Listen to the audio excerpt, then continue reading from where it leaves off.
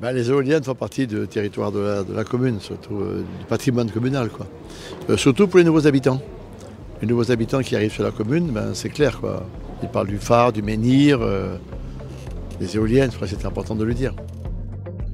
Parc éolien, photovoltaïque, solaire, vous entendez souvent ces mots, mais connaissez-vous réellement leur histoire ? Bienvenue sur Piste Verte, le podcast Engie Green qui vous emmène sur les chemins de la transition énergétique. Je suis Jérémy Chaleroux et je vous propose d'écouter le récit de tous ceux qui vivent de belles histoires autour des énergies renouvelables. Voyageons ensemble au cœur de nos territoires et parcourons ces pistes vertes.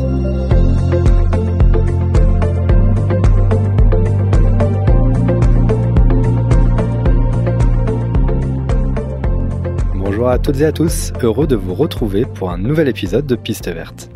Aujourd'hui, je vous donne rendez-vous à Ploërzel. Située dans le Finistère Nord, c'est la ville côtière la plus à l'ouest de France. L'une de ses particularités, c'est qu'elle accueille un parc éolien depuis l'année 2000.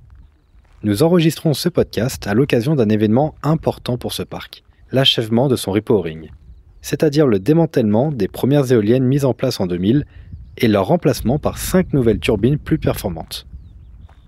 Et pour démarrer, je vais à la rencontre d'André Tallarmin, élu depuis 1983 et maire de Ploërzel depuis 1989.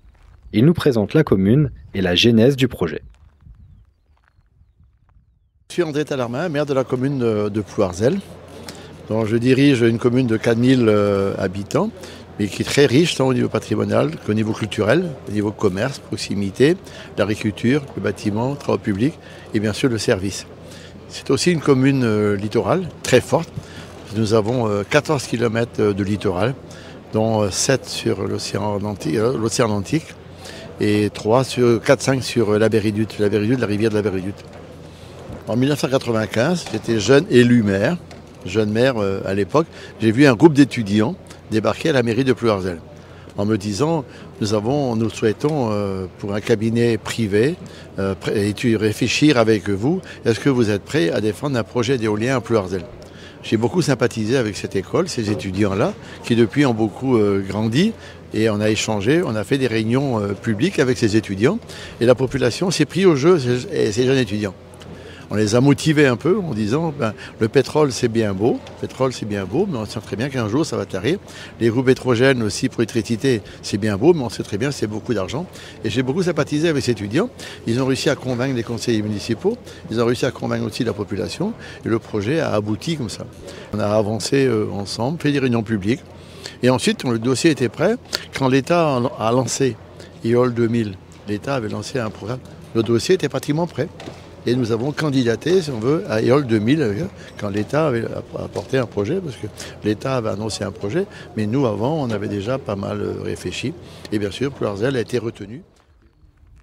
Monsieur le maire fait ici référence au programme EOL 2005, un programme lancé dès 1996 et qui avait pour objectif de préparer la France à exploiter de 250 à 500 MW éoliens à l'horizon 2005.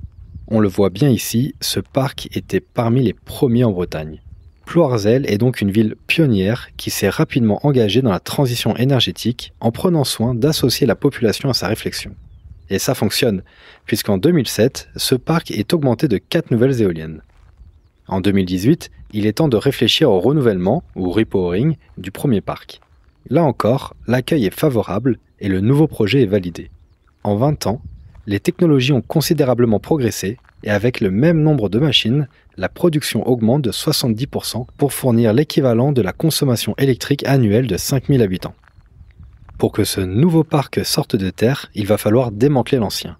Sur ce point, Monsieur le maire et Engie Green ont la même exigence. Montrer l'exemple avec un chantier exemplaire, la remise en état du terrain, mais aussi le réemploi et le recyclage des machines et matériaux. Je me réjouis que 25 ans après, on repart pour un tour. Ça veut dire que ce qu'on avait fait il y a 25 ans était bien.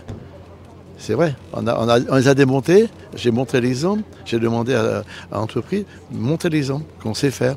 On a tout démonté, tout déconstruit, tout recyclé une partie des produits. C'est quand même Important de le dire que 25 ans avant, on avait déjà écrit, il y avait des cautions bancaires en disant voilà, s'il ne fait pas, il y aura une caution bancaire qui sera levée par la banque. Et aujourd'hui, on a montré à Plouarzel qu'on pouvait, si on veut, dépolluer, démonter, dépolluer, recycler tous les produits. Tout a été recyclé.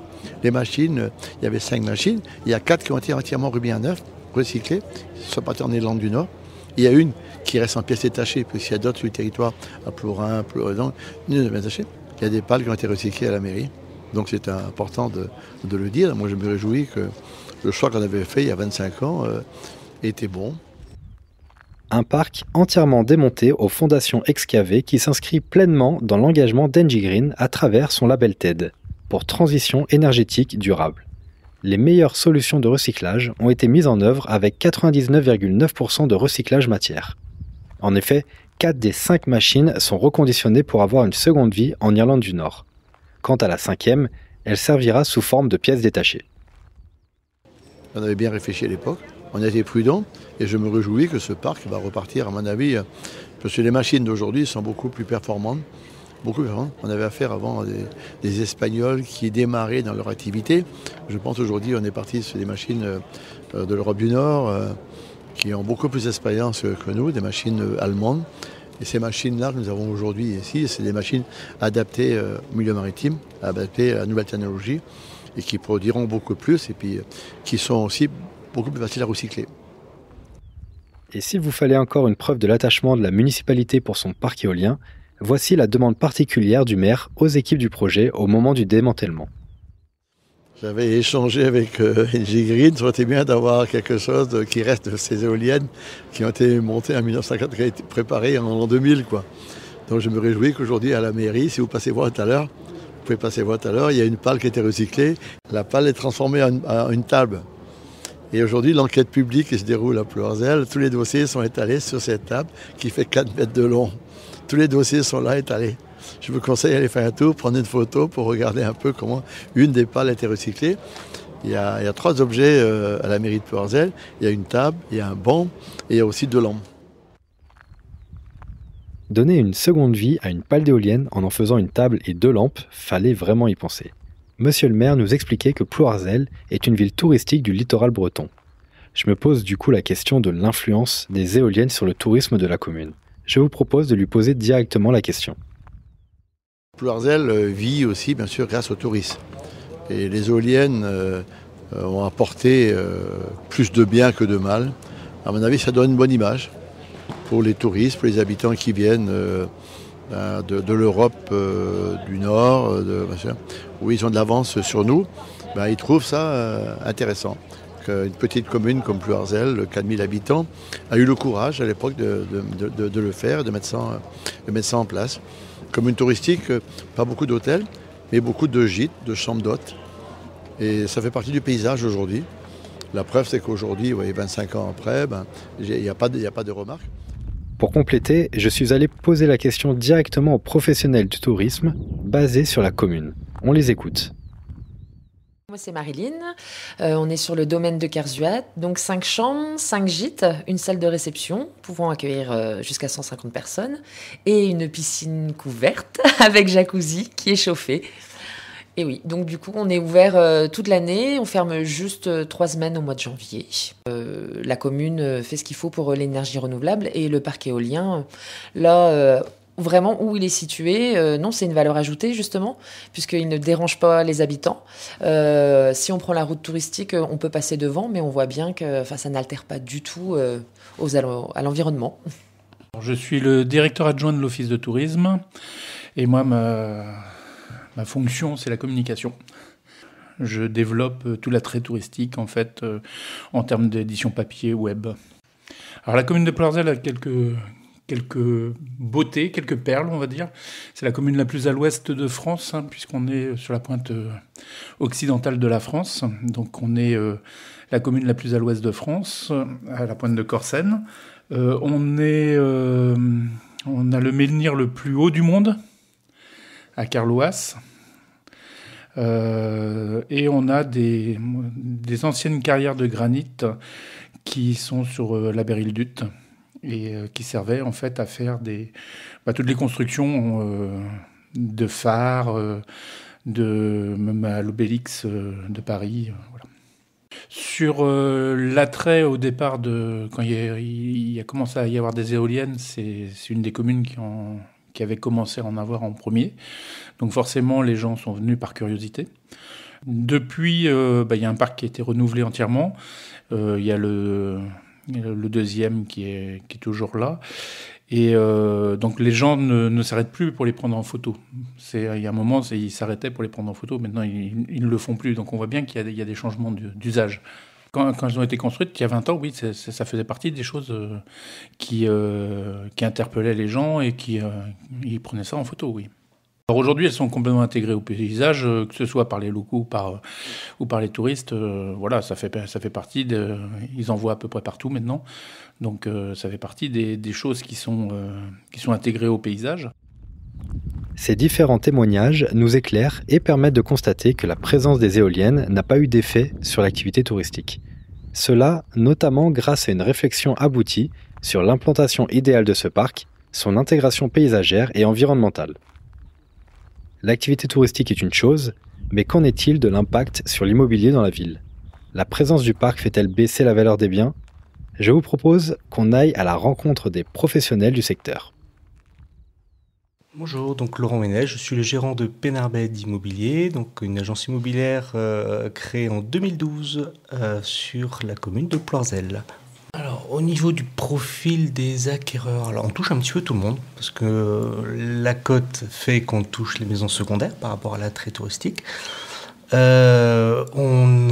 peut avoir aussi du primo-accédant. Enfin, on est avant tout sur des biens pour de la maison principale.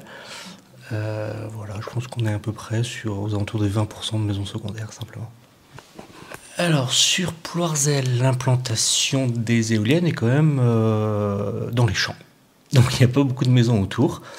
Le quartier le plus proche, ici, à la sortie de Ploirzel, il y a eu des craintes, oui, sur les différentes maisons qu'on a pu avoir à cet endroit-là. C'était avant tout des craintes au niveau sonore. Voilà. Est-ce que ça génère du bruit? Est-ce que c'est une nuisance? C'était avant tout ça. Je n'ai pas eu autre chose comme remarque particulière.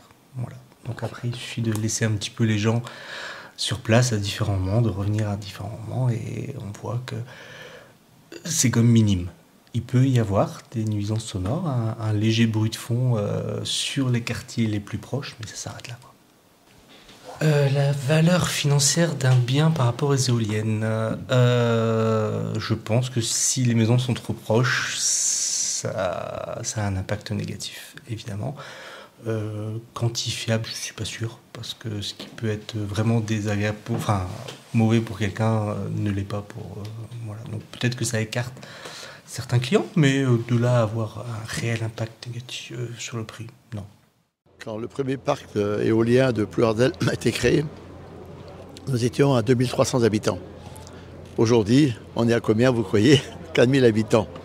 La valeur du bien n'a fait qu'augmenter. Là, vraiment, ce sont les oppositions, ce sont les opposants qui le disent, franchement. Non. Et puis, nous, vous voyez, on était à 2300 habitants quand on a décidé de créer le premier parc éolien, ou 2200 habitants dans ces eaux-là. Je vous donne les chiffres précis, mais non, pas du tout. À mon avis, mais après, il faut savoir où les mettre. Il faut savoir où les implanter. Non, c'est plus, à mon avis, moi je pense que les éoliens sur la commune, c'est plutôt une bonne image de la commune. Alors, les lotissements à proximité sont vendus rapidement, tout simplement parce que y a une recherche aujourd'hui qui est importante sur Ploirzel. Ça n'a strictement rien à voir avec les éoliennes ou quoi que ce soit. Ce n'est pas un frein à l'achat immobilier. Voilà.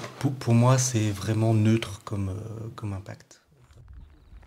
Pour compléter ces témoignages, nous allons maintenant parler avec des riverains habitant dans les quartiers les plus proches du parc éolien. Du coup, moi, c'est Maëlle. Donc, on a construit il y a 2 ans. On a aménagé le 2 octobre 2021. Auparavant, en fait, on habitait sur Saint-Renan, donc qui est pas bien loin.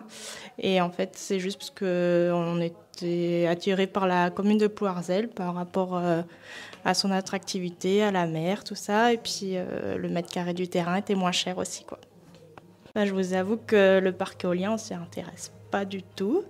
Après, je peux juste dire que d'ici, on entend les éoliennes de temps en temps, ça dépend du vent, tourner. À vrai dire, c'est pas gênant pour nous, pour notre train de vie. Quand on est dans la maison, on n'entend pas, malgré les fenêtres ouvertes.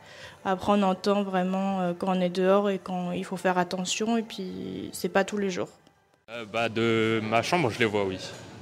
Je les vois et même le matin, quand je me réveille, je vois les lumières rouges qui clignotent. C'est pas dérangeant pour le paysage. Je suis ici depuis environ 1 an.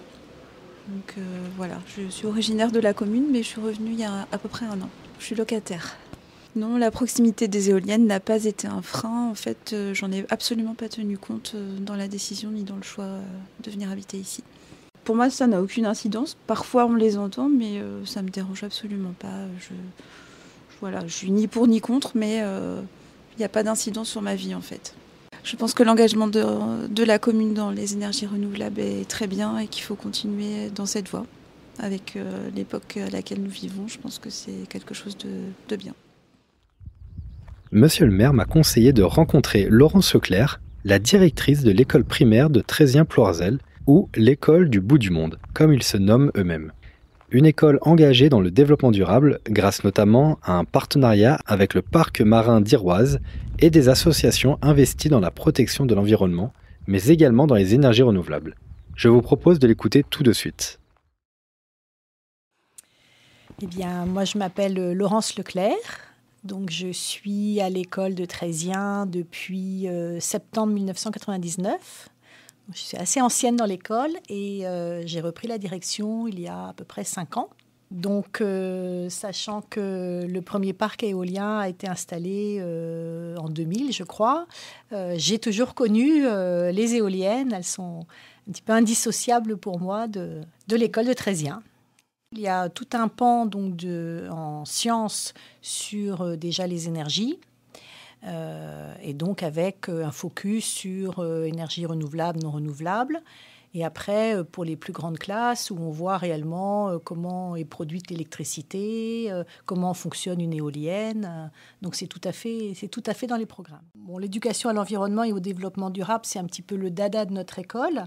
Nous travaillons depuis de nombreuses années avec des associations qui sont financées par la communauté de communes du Pays d'Iroise sur différentes thématiques du développement durable et notamment sur celui de l'énergie. Donc, le travail sur le thème de l'énergie s'accompagne systématiquement d'une visite au parc éolien. Et je me souviens, le parc devait être tout récent, peut-être en 2003-2004. Donc, j'avais des élèves de maternelle et nous nous étions rendus déjà à l'époque aux éoliennes. On avait fabriqué une petite éolienne en papier, etc. Et donc, il y a 2 ans, mes collègues de CE2, CM1, CM2 avaient été invités, avec leurs élèves bien évidemment, au démantèlement de l'ancien parc éolien. Donc, les élèves avaient pu observer au sol les pales et le mât d'une éolienne et ainsi mieux prendre conscience de leurs dimensions. Donc, ils s'étaient vus expliquer que les anciennes éoliennes allaient être remplacées par des éoliennes plus puissantes avec des pales plus grandes. Et donc, cette année encore, les élèves de toujours CE2, CM1, CM2 vont travailler encore sur le thème de l'énergie à travers un programme pédagogique qui s'appelle le programme WATI. Nous allons travailler avec l'association Les Petits Débrouillards, qui jouera donc le rôle de médiateur scientifique auprès de nos 2 classes au cours de 3 demi-journées. Et je dois dire que l'invitation d'Angie Green à l'inauguration du nouveau parc éolien, donc vendredi 22 septembre, tombe particulièrement bien par rapport à cette thématique de l'année. Les éoliennes ont toujours fait partie, c'est un briquet, elles sont indissociables de l'histoire de notre école, puisqu'elles se retrouvent dans le logo de l'école. Donc ce logo a été créé par les élèves, et il y avait eu un concours de dessin donc au début des années 2000, et le logo pour lequel les élèves ont voté, on y retrouve donc la forme de l'école, petite maison bretonne avec les goélands qui sont peints sur la façade. On y retrouve le phare de Trézien et une éolienne, ainsi que la mer en arrière-plan. Donc voilà, donc nous on est vraiment l'école entre les éoliennes et le phare. Tous ces témoignages m'amènent à constater que les gens qui vivent auprès des parcs éoliens sont les gens qui les connaissent et les accueillent le plus favorablement. Je me dis que peut-être, dans les années à venir, la présence d'éoliennes ne sera plus un sujet, et que, à l'image d'autres infrastructures utiles à notre quotidien, nous y serons tous habitués et nous n'y prêterons même plus attention. C'est bientôt la fin de notre épisode, et pour finir, nous allons donner la parole aux passants que nous avons croisés tout au long de cette piste verte. Par rapport à un parc éolien, moi je suis plutôt pour ce genre d'énergie, donc non, je trouve bien, au contraire. La commune fait ce qu'il faut pour l'énergie renouvelable et le parc éolien, là, vraiment où il est situé, non, c'est une valeur ajoutée justement, puisqu'il ne dérange pas les habitants. Si on prend la route touristique, on peut passer devant, mais on voit bien que ça n'altère pas du tout à l'environnement. Au tout début, quand même, ça faisait des perturbations sur la télé au tout début. Maintenant, non. Les gens ont eu des paraboles. Voilà, c'est ça. On a eu une parabole. La présence d'éoliennes génère parfois une perturbation des ondes hertziennes, historiquement utilisées pour la télévision. Des études ont été réalisées dans plusieurs pays, montrant que ces interférences sont dues aux différentes réflexions et réfractions des ondes électromagnétiques sur les pales des éoliennes. À l'époque, les habitants concernés par ces perturbations ont pu être équipés de paraboles. Ce sujet est de moins en moins d'actualité aujourd'hui, avec l'arrivée massive des box offrant un service de télévision par Internet. Les éoliennes, pour moi, sont indispensables presque, parce que ça fait faire des économies d'électricité et que c'est pour l'avenir, c'est indispensable. J'étais enchantée quand j'ai su qu'il y en avait et j'espère bien qu'il y en aura encore d'autres. Donc, dans cette petite commune-là, dans les communes environnantes, il n'y en avait pas. Donc notre maire a été le premier à dire qu'on aurait des éoliennes. Je sais bien que tout le monde n'est pas d'accord, mais bon, je crois qu'il faut avoir des éoliennes. Et quand on traverse les pays, la France, on en voit des champs entiers des éoliennes. Alors nous, ça va encore, hein, on n'est pas... Quand on va se promener par là-bas, je trouve que c'est plutôt agréable, c'est assez impressionnant la taille que ça fait. Enfin, là, c'est pour les personnes qui viennent. J'ai une amie qui est venue il y a quelque temps, on était allé se promener par là-bas. Elle était assez impressionnée de la hauteur. On peut les approcher de près en plus, donc c'est plutôt pas mal. Je trouve que c'est bien. Tant que ça marche, ça dure, c'est bien. Il faut faire quelque chose. Il faut faire quelque chose pour la planète. Alors qu'on fasse ça ou autre chose, il faut faire quelque chose. Même en mer, il paraît, ils vont en mettre, non? Mais aussi, il y en aura. C'est en mer qu'ils devraient les mettre, c'est pas ici, quoi. Ouais, mais bon, c'est gênant. C'est un peu trop près du bourg, quand même, quoi, tu vois. Il vaut mieux ça que... Oui, c'est ça. Qu'une usine, comme chez moi, à Cattenom, dans l'Est, une usine atomique, quoi. Hein? Une centrale. Ben c'est marrant. Tout le monde est pour, mais personne ne les veut chez eux. À cause du le paysage. Certains disent que ça fait du bruit. Moi, je le sais pas. Mais bon, il y a le pour et le contre, quoi. Mais les éoliennes me servent surtout, moi, c'est quand je suis en mer. C'est un repère terrestre. Alors quand on va à la pêche, on fait l'alignement enfin, c'est surtout les éoliennes de Ploumoguer, et on fait l'alignement pour nos repères de pêche. Voilà, nous arrivons à la fin de cet épisode. J'espère que vous avez pris autant de plaisir que moi à découvrir la ville de Ploërzel et ses éoliennes. J'espère que cet épisode vous aura permis de vous questionner sur certaines idées reçues que l'on peut entendre autour de cette technologie. Quant à moi, je repars encore plus confiant sur l'avenir de l'éolien et sa place dans le mix énergétique décarboné de la France. Je vous dis à bientôt pour un nouvel épisode de Piste Verte. J'espère que cet épisode vous a plu. N'hésitez pas à le partager autour de vous. Si vous souhaitez en savoir plus sur nos parcs, alors rendez-vous sur notre site internet ng-green.fr. Vous pouvez également nous contacter et poser toutes vos questions sur Twitter et LinkedIn. Les liens sont disponibles dans la description du podcast. On se retrouve très vite pour une nouvelle histoire sur Piste Verte. À bientôt.